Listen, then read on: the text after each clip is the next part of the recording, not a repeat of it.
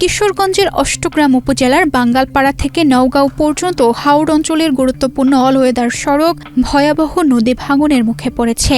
ভাঙনের কারণে ফসলি জমি, বৈদ্যুতিক খুঁটি নদীগর্ভে বিলীন হচ্ছে। ঝুঁকিতে রয়েছে পাশের আরও একটি গ্রাম। এতে টানা 5 দিন ধরে বিদ্যুৎহীন অবস্থায় রয়েছে 2 গ্রামের মানুষ।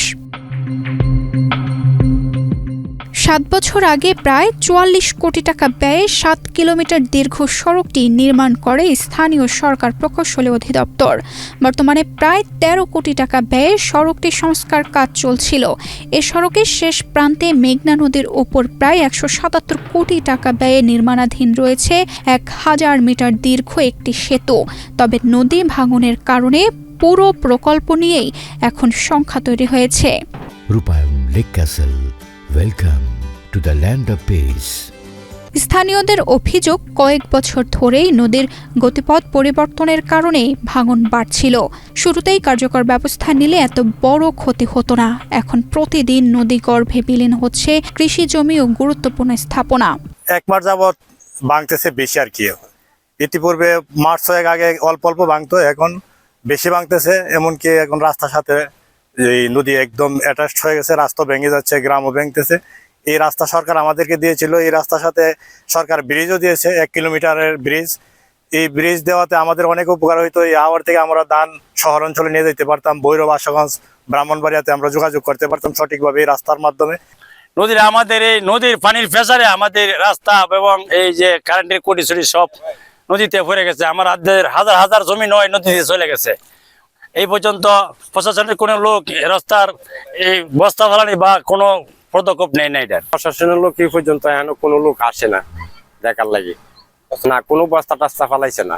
এই পর্যন্ত উনিরা কাছে যাওয়া হইতেছে, কোয়া হইতেছে, কোনো লোকে কোনো হেল্পই করে না এই ব্যাপারে নিয়ে। এই শটটা মাথাটা যদি সরকারে ডিজাইন করে উঠোখানে ফটটা ছুটাই দেয়, নদীর সুরটা এই পার চলে যাবে। আমরা জমিনে ভাঙিয়া গেছে, এটার ভিতরে যা আরেকটা লুঙ্গা আসছে, এই লুঙ্গাটা যা চলে যাবে, তখন নদীর সুত আমরা পারে আর আসবে না। না আসলে আমরা গ্রামটা বাঁচে, আমরা এই রাস্তাগুলো বাঁচবে।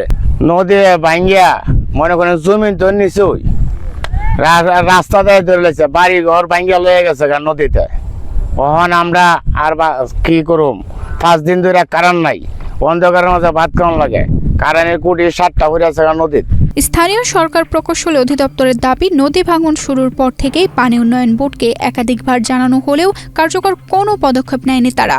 এটা আগাম বন্যায় এই রোডের নদীর গতিপথ পরিবর্তন হওয়াতে এই ভাঙনের সৃষ্টি হয়েছে। নদী এই শাসনের দায়িত্ব দিতে পানি উন্নয়ন বোর্ড এবং BWTA। এখন নদী ওরা তো এখানে কাজ চলমান, ওরাই তো এটা পরিবর্তন করতে পারতো। এটা তো আমাদের এত চিন্তা, আমরা তো উপরে কাজ করি, আমাদের LGD। আর নদী শাসন ওইটাই তো ওরা দেখতে পারতো। এটা তো আমাদের তো এখানে কোনো ভূমিকাই থাকে। নদী শাসন ওরা কোথায় ভাঙতেছে, কি হচ্ছে, এ তো ওদের সার্ভে করা দরকার না আগে?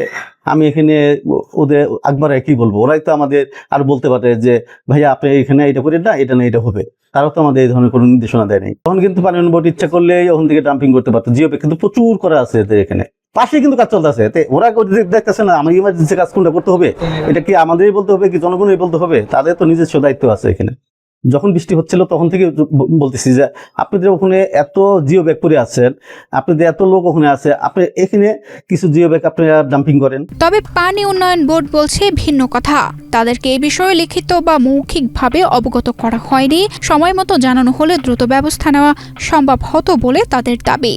এই সড়কটি যেহেতু LGD কর্তৃক নির্মাণাধীন রয়েছে, আমাদেরকে তারা এই সড়কের প্রোটেকশনের বিষয়ে ইতিপূর্বে কোনো পত্র মারফত বা মৌখিকভাবে তারা আমাদেরকে জানায়নি। তো সেক্ষেত্রে যদি আমরা আগে থেকেই অবগত থাকতাম যে এখানে এটি একটি চলমান কাজ, LGD একটি চলমান কাজ, এবং আমাদের পক্ষ থেকে যদি কোনো করণীয় থাকতো সেটা অবশ্যই আমরা বিবেচনা করে দেখতাম যে আমাদের এই কী করণীয় আছে এখানে আর কি। এখন যেহেতু ভাঙনের মুখে পড়েছে সড়কটি, আমাদের পক্ষ থেকে আসলে এই সাময়িকভাবে যেটুকু জিও ব্যাগের ব্যবস্থা করা যায় আমাদের এই দপ্তরের পক্ষ থেকে সেটি আমরা ব্যবস্থা করব। কিন্তু আসলে পার্মানেন্ট প্রোটেকশনের বিষয়টা সম্পূর্ণ LGDকেই নিতে হবে। আগে জানালে অবশ্যই আমরা এখানে প্রয়োজনীয় কি প্রোটেকশন দরকার সে বিষয়ে আমরা আমাদের কর্তৃপক্ষকে অবহিত করতে পারতাম এবং আমরা সে অনুসারে এটির ব্যবস্থা নিতে পারতাম। জরুরি ভিত্তিতে ভাঙন প্রতিরোধে ব্যবস্থা না নিলে সড়কটি পুরোপুরি ভেঙে যাবে এবং মানুষকে সীমাহীন দুর্ভোগ পোহাতে হবে। তানজিদা রহমান ইনায়া, বাংলাদেশ প্রতিদিন।